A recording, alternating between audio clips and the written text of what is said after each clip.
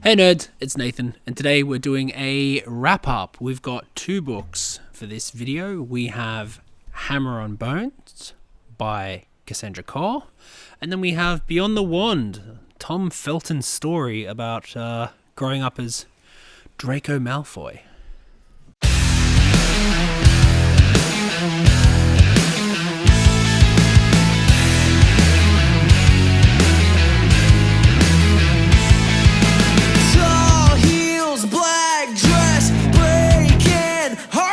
I think I'm going to start with the smaller of the two, Hammer on Bone.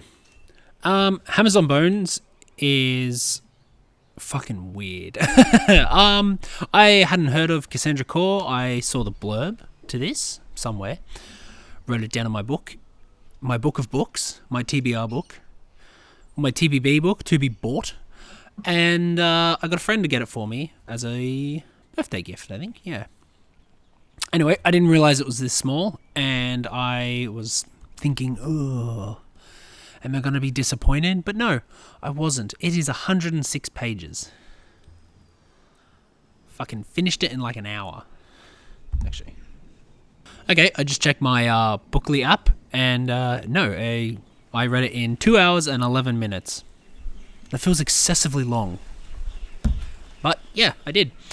Speaking back on my TBR or TBB book list, I didn't realize how many of Cassandra Khaw's books are actually on there. She is quite a voice, quite a name in tabletop and video game community, being a writer for storylines in tabletop and games, and also a playtester.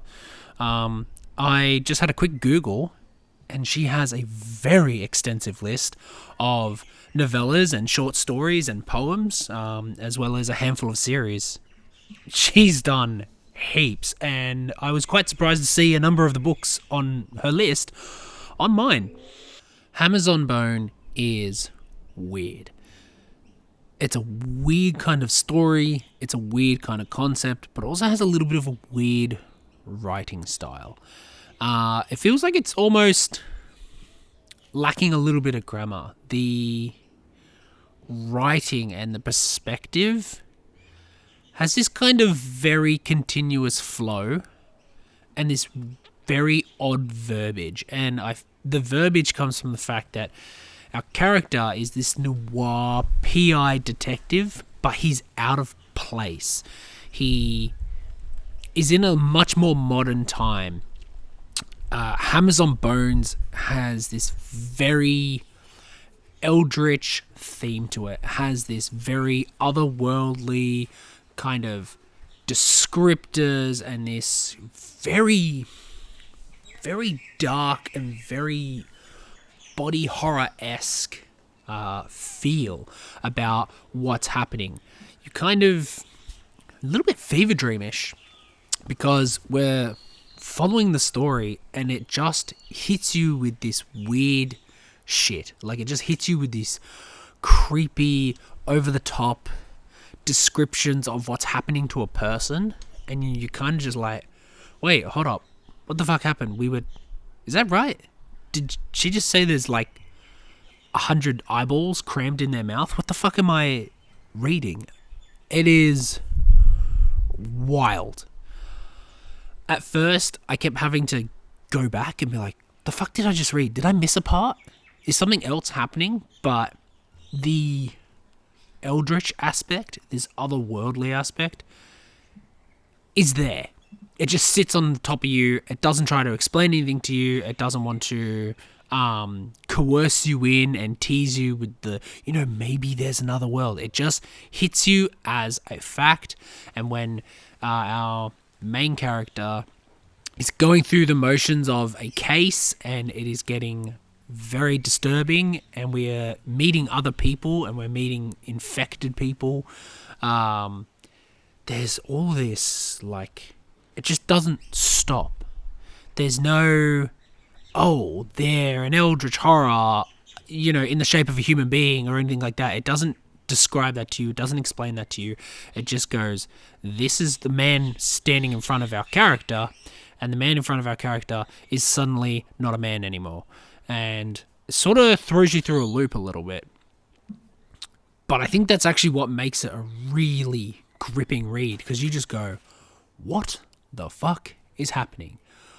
I need to dig deeper. I need an answer. I need to wrap my head around this situation, because we went from 0 to 100 real fucking quick, and that is the whole book.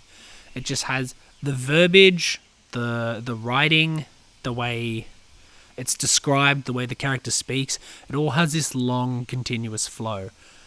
Now, I don't know if that would actually really annoy people, but I just kind of found it weird. I didn't necessarily like the way the writing was done, but I loved the way the story was just going, and it was going with you or without you. Again, it's teeny tiny, so fucking a top book, a really, really vivid, crazy eldritch horror book. I don't get to see a lot of that. I love that kind of dark, otherworldly eldritch nonsense, so it was really neat to see that, and it obviously really fit the theme, where it was like, shit is happening, crazy, weird, disgusting body horror shit is happening, and it's just hidden right in front of everybody. Only certain people can see it, and we're just watching from our character's perspective, and that fits on the theme with a lot of eldritch stuff. A lot of eldritch stuff is just like, here it is, 0 to 100, go. Keep up or fuck off. And loved it. Absolutely loved it. It was weird. That's the word of the day is weird with this one. Our second book, which actually I read first, but we're reviewing it second, is Beyond the Wand. There are two different covers of this, because this is a different one with an afterword. I don't think the afterword added much, but 2 printings. There you go. Not a lot to say. It's supposedly written by Tom Felton. The writing in and of itself feels like a conversation that is being cut and then streamlined to see as more of a one-sided presentation. Don't really want to get into the story too much, because it's biography. It's another person's life. A lot of interesting tidbits. I didn't realize how much other work Tom Felton had done both before and after the Harry Potter series. One thing I will mention is he gets mistaken for a lot of other people, like a lot of other famous actors, and I don't see it. I don't know how people could really confuse him with the people that he was confused for, but hey, whatever. Is what it is. It's kind of interesting seeing his sort of understanding and his process when he was a child, as a child actor, and then trying to grow as an actor into an adult, especially around some of the serious heavyweights within, like, the Harry Potter movies. Harry Coltrane, oh my goodness, I've forgotten them all now. Alan Rickman, the whole shebang. All those really, really prominent actors, all those very well-versed individuals, clearly had a very profound effect on him as a person and an actor, but I don't know, I feel like, obviously they established their careers differently than Tom did. It was a good book. It feels very slow at the beginning, I will mention that. The first, 4 or 5 chapters, I'm kind of just like, get to the point where you are part of Harry Potter. Like, your early career, whilst I didn't know about, isn't particularly exciting, and it is what it is. As someone who was a very, very young child actor, it's just, I don't know. I was like, I didn't care. I came here for a particular reason, and that was to hear the Harry Potter story, or at least the events of the Harry Potter story through your perspective. The book picks up, I would say, through the middle of the book, almost towards the end, is the part of the book that's really interesting. It's the part of the book that everyone's kind of there to read. Obviously, there's all these little bits and pieces where just little tidbits of information. You go, oh, that's interesting. That would have been funny. Just little niblets. Overall, I don't think it describes an enormous amount of,